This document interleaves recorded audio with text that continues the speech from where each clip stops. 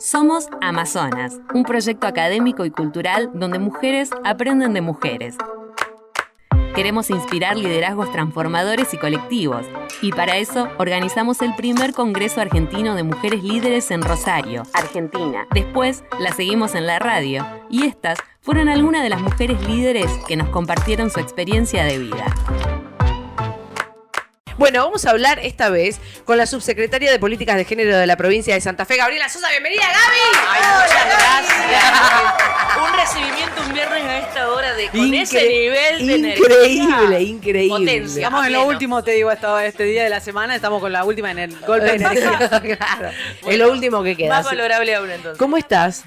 Bien, trabajando mucho, a pesar de que falta poquito para que terminemos la gestión que tenemos a nivel, la responsabilidad gubernamental hasta el 10 de diciembre que nos fue designada, pero en las temáticas que trabajamos nosotras desde la subsecretaría, hasta el último día a pleno, con mucho trabajo. Bien, muy bien. Vamos a hablar un poco de lo que es, para los que no están en tema, ¿qué es una política con perspectiva de género? Vamos a enmarcar la nota y después, hablamos de liderazgo. Primero,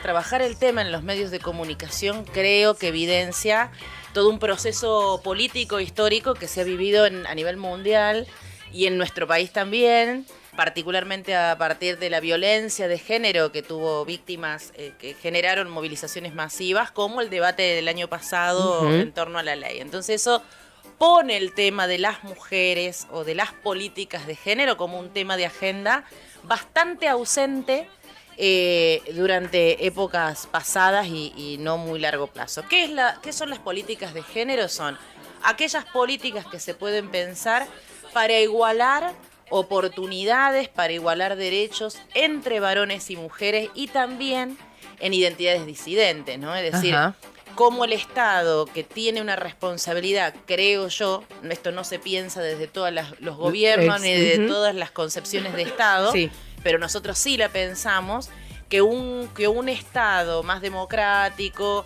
con la posibilidad de mayor justicia social y demás, debe, de manera ineludible, incorporar esta mirada que apunte a la igualdad de derechos de oportunidades. Y esas son las políticas de género, ¿no? ¿Por qué pensás? Hay muchas, en este recorrido, digamos, con la inauguración de Amazonas, hablando de liderazgo, ¿por qué pensás que, hablando de liderazgo puntualmente, hemos charlado con mujeres de diversos ámbitos, donde dicen, yo no creo esa desigualdad, yo no creo en que haya una desigualdad de oportunidades, a mí no me pasó, o no me parece que haya una diferencia de oportunidades a la hora de llegar a mandos medios y altos, yo no me creo feminista, pero a su vez estoy en un espacio de liderazgo.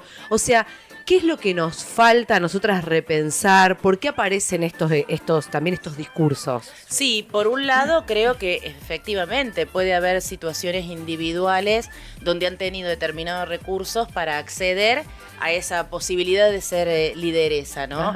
Ahora, si lo vemos en términos estadísticos, si lo vemos en términos científicos, y solamente para ir a cuántas mujeres ocupan cargos de decisión en empresas, en sindicatos, en ámbitos vinculados a la educación pública, por ejemplo, en ámbitos vinculados a cualquier tarea, e incluso te diría que hasta sin mencionar la desigualdad en la brecha salarial, porque en todo caso creo que hay desigualdad en el acceso a los lugares, no tanto en los salarios, sí me parece que ahí se evidencia que hay porcentajes bajísimos de participación femenina en ámbitos de decisión. Ese es el dato general en el mundo y en la Argentina y en la provincia de Santa Fe. De hecho, es con la gestión de Miguel Lipchi, por ejemplo, que se incorporan más ministras, pero veníamos de gabinetes que gobiernan una provincia con bajísima presencia femenina. Y si vos ves, nosotros en Santa Fe tenemos 365 localidades, entre municipios y comunas. Solo aproximadamente el 6% son gobernadas por mujeres. 365 localidades, ¿no? Teníamos a Mónica Fame, Santo Tomé, también tenía una intendenta mujer y algunos otros lugares. Ese es el dato concreto. Más allá de que algunas en su recorrido individual hayan encontrado recursos económicos, contención, apoyo familiar que les permitieran impulsar y estar en esos espacios. Exacto, pero para si tomamos la media, todas las mujeres hemos tenido de una u otra manera, más aún las que tienen otros planos de desigualdad, como pueden ser la pobreza o las dificultades para acceder a los distintos niveles educativos, en general partimos de una base desigual. Por lo tanto, no todas podemos dejar a alguien cuidando a nuestros hijos e hijas, no todas podemos dedicar una parte nomás del tiempo al cuidado del hogar o de personas con discapacidad o de ancianos o de enfermos. No todas podemos ingresar a la universidad, no todas podemos hacer posgrados una vez que estamos en pareja o tenemos hijos e hijas, ¿no? Es decir, para la mayoría partimos de una base desigual que condiciona ocupar esos lugares de decisión de manera igualitaria. Algunas pueden quizás llegar a esos lugares, pero lo común es eso, ¿no? El otro día en el conversatorio escuchábamos también a la ministra de Ciencia y Tecnología, Erika Inés, que hablaba de, bueno, las mujeres, nos piden cambios a las mujeres, pero en definitiva las que tienen que cambiar son las instituciones, ¿no? Por eso mismo. ¿Pensás esto? ¿Pensás que qué cambio a corto plazo se tendría que dar institucional como para que empiece a haber un poco más de igualdad? Sí, dos cosas, ¿no? En el corto plazo, medidas de acción positiva, es decir, legislaciones, iniciativas, políticas públicas, como vos preguntabas, que apunten claramente y concretamente a mayor igualdad. Tener cupo laboral trans, por ejemplo, tener ley de paridad, son iniciativas que claramente apuntan en concreto a que la mitad del Senado, la mitad de la Cámara de Diputados o un gabinete esté integrado 50 y 50. Eso es una medida que apunta concretamente a eso. Que ingresen en el mercado laboral al menos en un porcentaje. Claro, porque hay mucha trans. gente que se opone, o sea, que dice yo no estoy de acuerdo a la paridad de género. Dice, porque en definitiva tienen que la capacidad debe ser. Exactamente. ¿Qué contestamos en relación a eso? Claro, es que en realidad, ¿desde cuándo las mujeres somos capaces o no capaces? En realidad, hasta que no hubo una legislación vinculada al cupo, las mujeres no ingresaron. De hecho, las mujeres en el 57 empezaron a votar por primera vez, 1957, ¿no? Si no hubiera habido cupo, no tendríamos ni siquiera el 30%. Es decir, en una sociedad que política, económicamente es patriarcal, es decir, que subyacen estas desigualdades por cuestiones de género, naturalmente no se van a ocupar esos lugares como nos gustaría. Claro. Digo, a vos, a mí, a todas las que estamos sentadas acá, nos encantaría que claramente la capacidad determine el ocupar esos lugares. Pero no es así porque estamos en una sociedad con estereotipos machistas, por lo tanto es necesario que el Estado instale a través de políticas públicas obligaciones para, ¿no? Claro. Y por otro lado, esto que decías, ¿no? El corto plazo lo veo ahí. Acciones concretas, que salgan legislaciones. Y en el mediano y largo plazo, una cuestión mucho más profunda, que es discutir el sistema.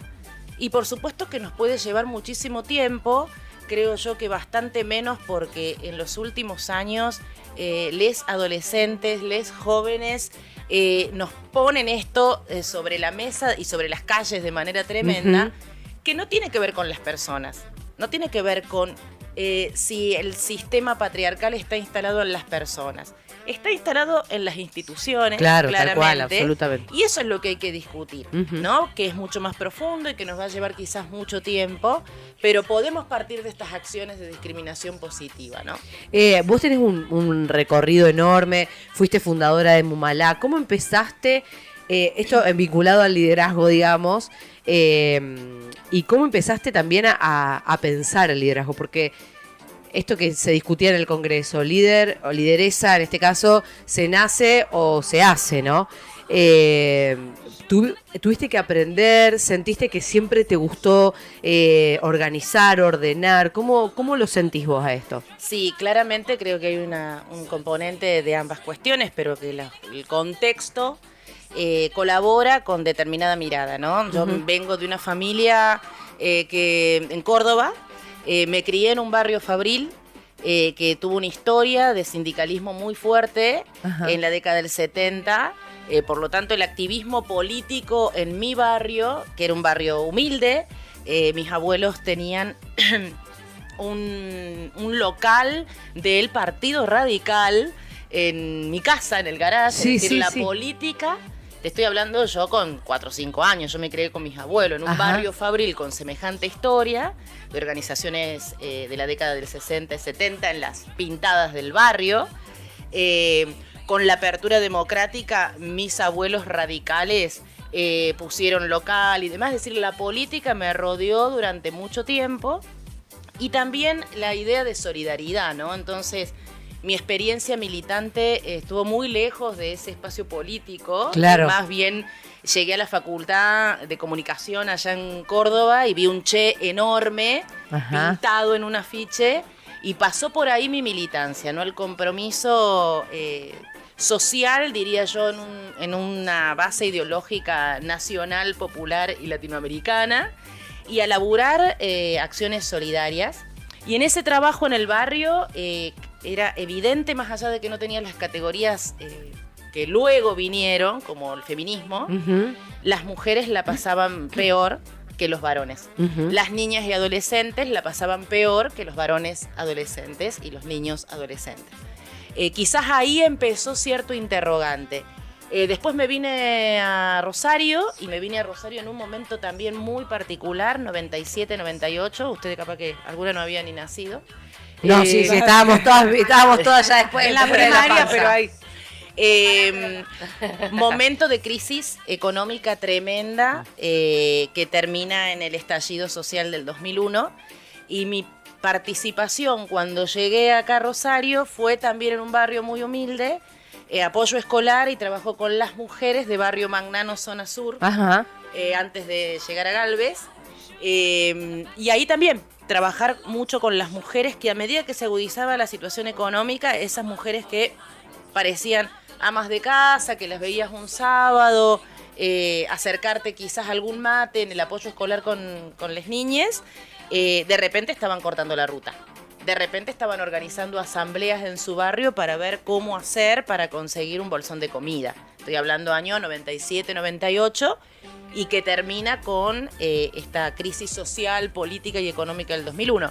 Ahí aparecen las mujeres y es muy conmovedor, o para mí es una parte de la historia de mi vida que me pareció muy valiosa para el aprendizaje, que las mujeres que habían estado asignadas al cuidado, sin participación, sin terminar la escuela secundaria, con varones que se quedan sin trabajo, irrumpen el espacio público. Claro.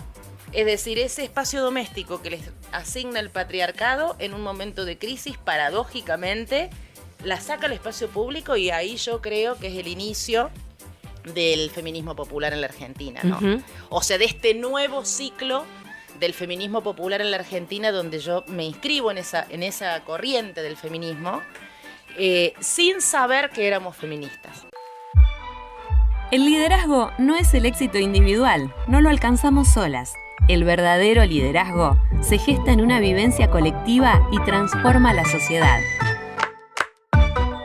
Tenemos más historias y herramientas de liderazgo para compartir con vos. Búscanos en Instagram, @Amazonas Academia de Mujeres, y sumate a nuestra comunidad. Y Bueno, esto que aparece ahora, digamos, hay un montón de mujeres que no saben, se consideran que no son feministas ellas mismas, y que en realidad sí lo son, ¿no? Digo, porque hay un sector que piensa esa palabra como algo malo, digamos. Sí, digo, que es es feminismo, y hay gente que lo toma bien y hay gente que no, la feminista. ¿Por qué pensás no. que tiene mala prensa? Sí, por un lado el feminismo es esa práctica y teoría política que apunta a la igualdad en una sociedad.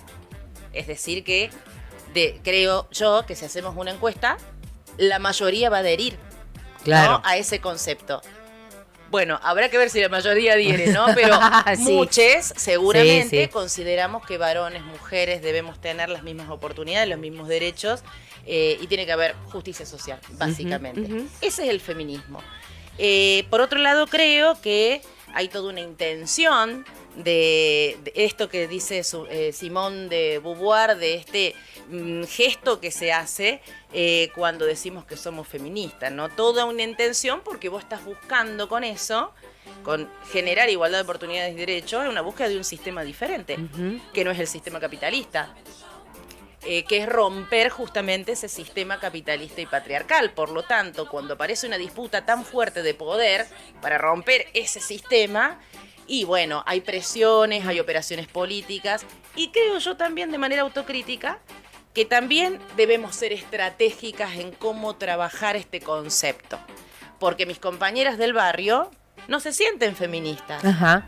O estamos trabajando para, bueno, ¿qué es el feminismo y cómo tomar la bandera del feminismo? Son mujeres que luchan por el pan y el trabajo en su barrio.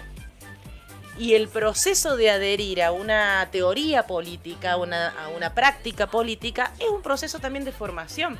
Claro, y de tal cual. autocrítica, ¿no? Entonces, creo yo que también las feministas debemos asumir que hay que dotar de elementos de comunicación estratégica a estos conceptos con creatividad, te diría que hasta con humor, para construir algo de esto, una bandera que tomen todes, ¿no? Claro, tal cual. Bueno, hablando un poco también, retomando toda tu trayectoria, digamos, y de cómo te ubicaste dentro, pensando y accionando sobre el feminismo popular, ¿cómo concebís el liderazgo, digamos? Porque todo en ese proceso fue una construcción, un aprendizaje tuyo, digamos, a construir equipos, a liderar mujeres, a orientarlas, digamos.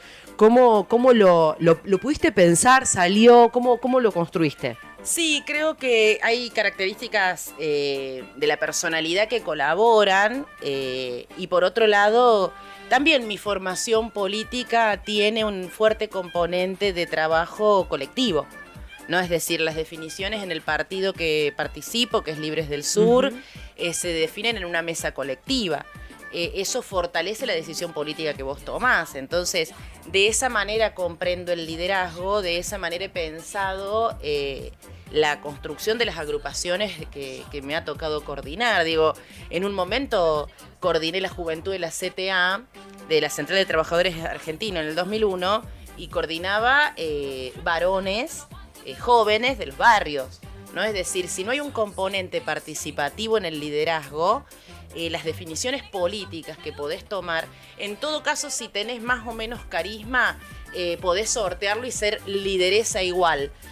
Ahora, por lo menos en mi vida y con mi recorrido, mi pretensión tiene que ver con un espacio colectivo y no tanto con esta meritocracia individual que se instala desde usinas ideológicas de centro-derecha o de derecha, ¿no? Lo concibo de esa manera. He hecho mucho ejercicio en eso, creo que el estudio también hay que tomarlo como parte de la formación política.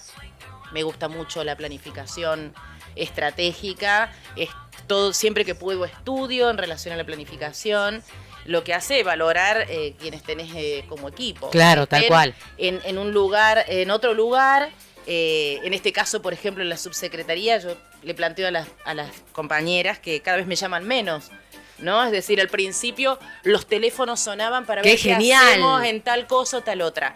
Y cada tanto llamo yo a la guardia para ver si está todo bien, porque claro. Pero tiene que ver con fortalecer a los equipos y creo que eso es una construcción de liderazgo válida, ¿no? Obvio, no sé si valorada, porque en estos tiempos lo individual, hacer foco en la capacidad individual y que eso solo alcance, digo, lo planteo porque hay referentes que no tienen construcción política colectiva detrás. La última es sobre tu gestión, digamos. Si tuvieras que hacer una valoración de tu gestión, o sea, ¿cuáles son los puntos en estos 4 años que vos decís, bueno, desde la Subsecretaría de Políticas de Género de la provincia de Santa Fe se ha logrado esto como principal? Es decir, bueno, yo me voy, no sé qué viene, pero me voy y dejo esto. Sí, las voy a invitar cuando hagamos el cierre, contando todas estas cosas.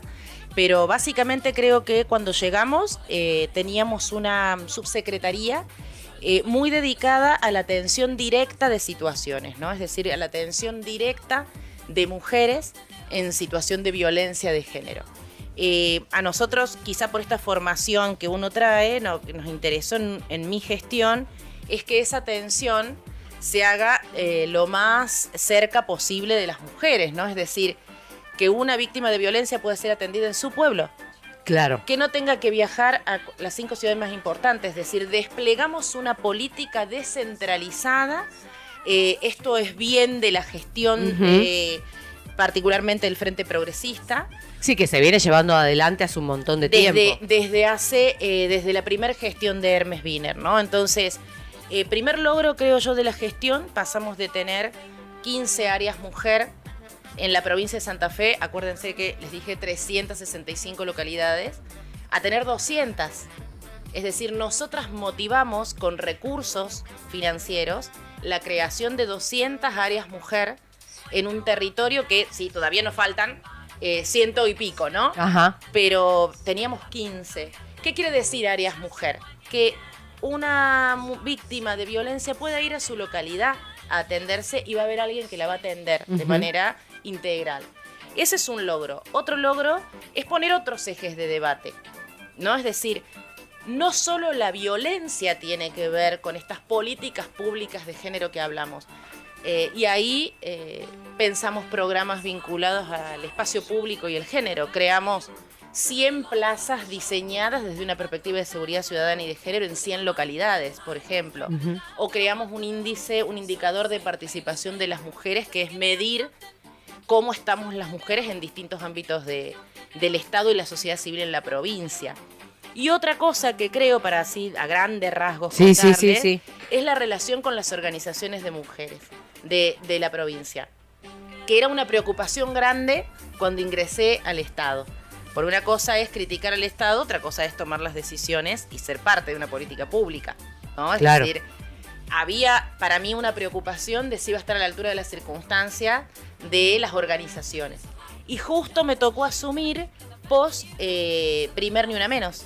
Claro. O sea, en un momento de alta de las organizaciones de mujeres y en el debate de aborto legal, ¿no? Y creo yo que hemos generado programas en los que participan más de 100 organizaciones de mujeres en la provincia y que la crítica, la gestión por parte de las organizaciones, en todo caso yo acuerdo y coincido con ellas, que es que necesitamos mayor presupuesto para políticas de género, que el Estado debe atravesarse desde esta mirada, que no alcanza con el compromiso que tengamos de la subsecretaría, pero creo que la descentralización de las políticas de género, el poder poner en la agenda otras temáticas aparte de las violencias y la relación con las organizaciones de mujeres y ese trabajo más de diálogo en la gestión fueron así los puntos más destacados. Gaby, gracias por haber venido. Gracias a ustedes por la invitación. Bueno, nuestra amazona de viernes, la subsecretaria de Políticas de Género de la provincia de Santa Fe, Gabriela Sosa. Amazonas es la primera academia argentina de mujeres líderes. Estamos en Rosario, Argentina, y hacemos las entrevistas en M90 Radio. Si querés saber más sobre nosotras, búscanos en nuestras redes @Amazonas Academia de Mujeres o en nuestra web amazonas.com.ar.